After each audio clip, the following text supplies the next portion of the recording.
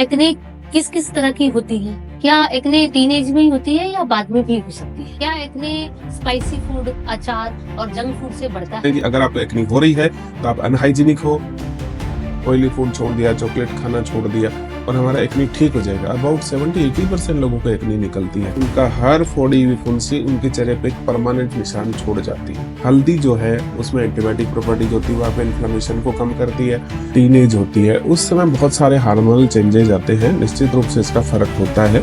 Dermatologist को दिखाने का सही समय क्या है? नमस्कार, मैं सरिता गुजर। और मैं डॉक्टर रविंदर धाबाई। आज हम बात करने वाले हैं एक बहुत ही कॉमन प्रॉब्लम की, वो है एक्ने। नमस्ते डॉक्टर साहब। नमस्ते। एक्ने क्या होती है और ये क्यों होती है? तो एक्नी कॉमन टीनेज प्रॉब्लम होती है जिसमें छोटी-छोटी फुंसियाँ होती हैं और 15 से 25 साल के बीच में निकलती हैं। इसको कॉमन लैंग्वेज में अपन मुहासे भी बोलते हैं, कई बार ये थोड़ी मोटी हो जाती है, तो उसमें पस भी हो सकती है।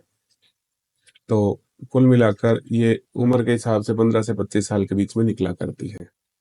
एक्ने किस किस तरह की होती है?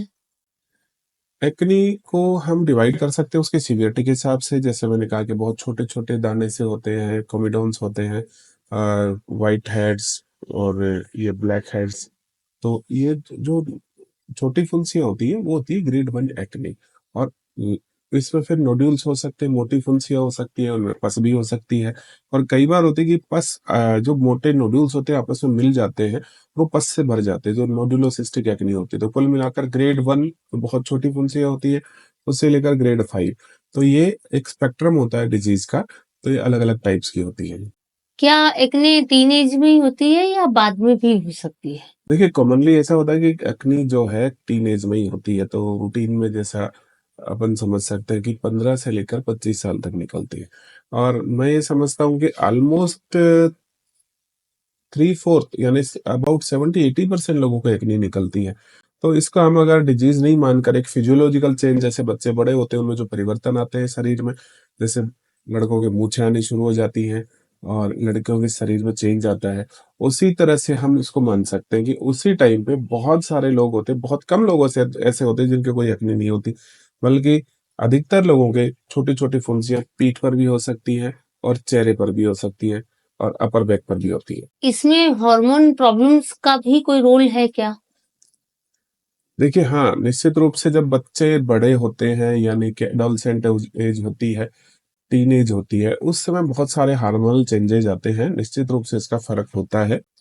अ, लड़कियों में जैसे पीसीओडी का प्रॉब्लम होता है, तो जहाँ भी एंड्रोजन का इन्फ्लुएंस थोड़ा-सा ज़्यादा होता है, वहाँ पर ये हो सकती है। और कई बार जैसे मेनोपॉज़ के आस-पास भी बहुत जो बड़ी एज की महिलाएँ होती हैं, उनमें जैसे मान लो मेनोपॉज़ के बाद में एस्ट्रोजन कम होने लगता है, तब भी एंड्रोजन का इन्फ्लुएंस बढ़ जाता है। तो निश्चित रूप से थोड़ा बहुत इसमें हार्मोनल इन्फ्लुएंस होता है। एक्ने में क्या हाइजीन का भी कोई रोल रहता है? देखिए, निश्चित रूप से हम हमें सबको अपने को हाइजीन बहुत अच्छी मेंटेन करनी चाहिए। हम अच्छे से साफ रहें। पर अगर आप बहुत अच्छी हाइजीन मेंटेन करते हैं तो इसका मतलब आपको एक्ने नहीं होगी, या इसको ऐसा समझ सकते हैं कि अगर आपको एक्ने हो रही है तो आप अनहाइजीनिक हो और आपका हाइजीन ठीक नहीं है। ये कहना बिल्कुल सही नहीं है। हाइजीन का रोल मैं कहूँ तो ना के बराबर होता है। हाँ, निश्चित रूप से आप अगर अच्छे से नहाते-धोते हैं तो वो आपकी पर्सनैलिटी को इम्प्रूव करता है। क्या एक्ने स्पाइसी फूड, अचार और जंक फूड से बढ़ता है? देखिए, कुछ चीज़ें हैं जिनका एक्ने पे इन्फ्लुएंस होता है, जैसे मान लीजिए कि स्पाइसी फूड ये हमारे इन्फ्लेमेशन को बढ़ा सकता है। ऑयली फूड जो होता है, वो भी इन्फ्लेमेशन को बढ़ाता है। पर डेयरी प्रोडक्ट्स जैसे कि दूध है, पनीर है, इनसे भी थोड़ा-सा एक्ने इन्फ्लुएंस होती है। इसके अलावा चॉकलेट से भी इसका फ़र्क पड़ता है। पर इसका मतलब ये नहीं कि हम सिर्फ़ खाना-पीना ये एडजस्टमेंट करके कि हमने ऑयली फूड छोड़ दिया, चॉकलेट खाना छोड़ दिया और हमारा एक्ने ठीक हो जाएगा। इन सब का एक लिमिट तक इन्फ्लुएंस थोड़ा बहुत होता है। और इसके लिए, क्योंकि लंबे समय तक चलने वाली प्रॉब्लम है, तो हम हमारे पेशेंट्स के ऊपर बहुत ज़्यादा रिस्ट्रिक्शंस इम्पोज़ नहीं करते। एक इन्फ्लुएंस मान सकते हैं, पर इससे बहुत ज़्यादा फ़र्क पड़ने वाला नहीं होता। यदि हम फुंसियाँ फूड लेते हैं तो जल्दी ठीक होती है?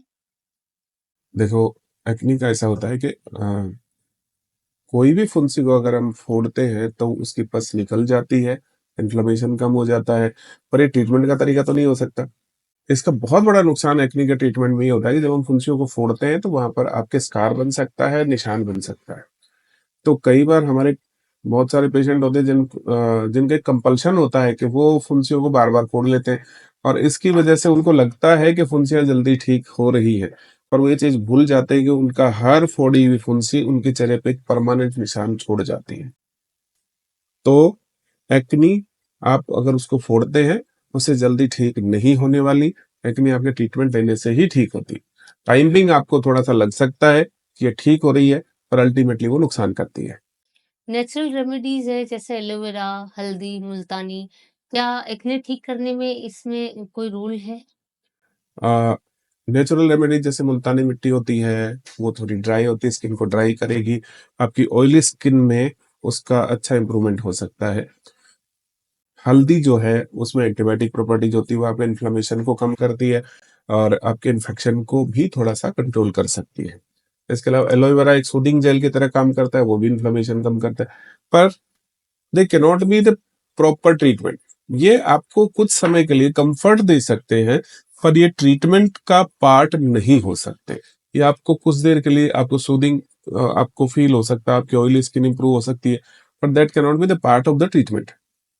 हम ओवर द काउंटर या एड देख के या हमारे कोई नोन को पूछ के दवाइयाँ लगा सकते हैं एक्ने की?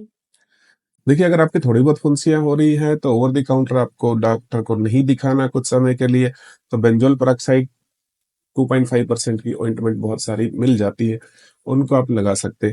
पर बहुत सारे सोशल मीडिया इन्फ्लुएंसर्स अपने-अपने प्रोडक्ट्स को मार्केट करते हैं। तो उन सब वो महँगे जो सीरम्स और महँगी दवाइयाँ, महँगी पीलिंग्स जो सैलून वाले प्रमोट करते हैं, उनसे एक्ने का ट्रीटमेंट नहीं होता क्योंकि एक्ने के ट्रीटमेंट के लिए आपको प्रॉपर डर्मेटोलॉजिस्ट की ज़रूरत पड़ती है। तो उसके कारण को भी देखता है, इन्फेक्शन को कंट्रोल करता है। Over the counter benzoyl peroxide से अगर आपका कंट्रोल नहीं होता है, तो फिर आपको डॉक्टर को ही दिखाना चाहिए। तो डर्मेटोलॉजिस्ट को दिखाने का सही समय क्या है? देखिए मैं तो ये कहता हूँ कि अगर आपकी थोड़ी बहुत फुंसियाँ हैं, आपने ये ओवर द काउंटर कोई प्रोडक्ट जैसे आपने छोटी-मोटी क्रीम लगा के देख लिया और फुंसियाँ अगर बार-बार, बार-बार हो रही है, तो फिर आपको अपना दिमाग नहीं लगाना चाहिए क्योंकि आपको एक प्रॉपर डर्मेटोलॉजिकल केयर की एक बहुत अच्छे स्किन रूटीन की ज़रूरत है, क्योंकि ये लंबे समय तक निकलेंगी और आपको नुकसान कर सकती है। तो इसके लिए आपको डॉक्टर को दिखाना चाहिए। इसमें केमिकल पीलिंग, लेज़र एक्ने के ट्रीटमेंट में हेल्प करता है क्या? देखिए केमिकल पीलिंग का या जहाँ तक केमिकल पीलिंग का सवाल है कि इनिशियली आपके छोटे-मोटे निशान हैं, आपके एक्ने थोड़ी-सी ज़्यादा हो रही है, तो शुरुआत में आपको थोड़ा-सा ट्रीटमेंट को स्पीड अप करने के लिए केमिकल पीलिंग की ज़रूरत पड़ सकती है। निश्चित रूप से अच्छा फ़र्क पड़ता है। लेज़र में पर्टिकुलरली मैं कहूँगा आईपीएल यानी कि इंटेंस पल्स लाइट, वो आपके एरिथ्मा को और एक्ने को ठीक करने में बहुत अच्छी हेल्प करता है। कई बार होता है कि हमारे घर में कोई फंक्शन है और हमें उसके लिए बहुत जल्दी हमारे चेहरे में एक्ने में इम्प्रूवमेंट चाहिए, तो उसके लिए आईपीएल बहुत अच्छा ऑप्शन है और आपके विद इन वीक आपको बहुत अच्छा इम्प्रूवमेंट इससे मिलता है। पर that can not be the sole treatment. और इसके अलावा इसके बाद आती है कई बार जब स्कार होने के बाद जो लेजर्स होती है जैसे एक्यूपल्स है जो हम लोग जिससे काम करते हैं CO2 फ्रैक्शनल लेजर और अर्बियम ग्लास लेजर। तो ये लेजर्स जो होती हैं वो अपनी स्कार को इम्प्रूवमेंट करने के काम आती है। तो बहुत अच्छा रोल इन सब प्रोसीजर्स का होता है इसमें। क्या एक बार एक्ने के स्कार हो जाते हैं, वो ठीक हो सकते हैं क्या? बिल्कुल हो सकते हैं। अगर आपके एक्ने के स्कार हैं तो आपको डर्मेटोलॉजिस्ट से मिलना चाहिए। हमारे पास बहुत सारे ऑप्शंस अवेलेबल हैं, जिनसे हम आपकी पुरानी ग्लोइंग यूथफुल स्किन वापस ले ला सकते हैं। जिनके एक्ने की समस्या है, उन लोगों को आप क्या मैसेज देना चाहेंगे? आपके अगर एक्नी है तो वो आपकी हाइजीन को, आपके कैरेक्टर को और आपकी वर्थ को नहीं बताता है।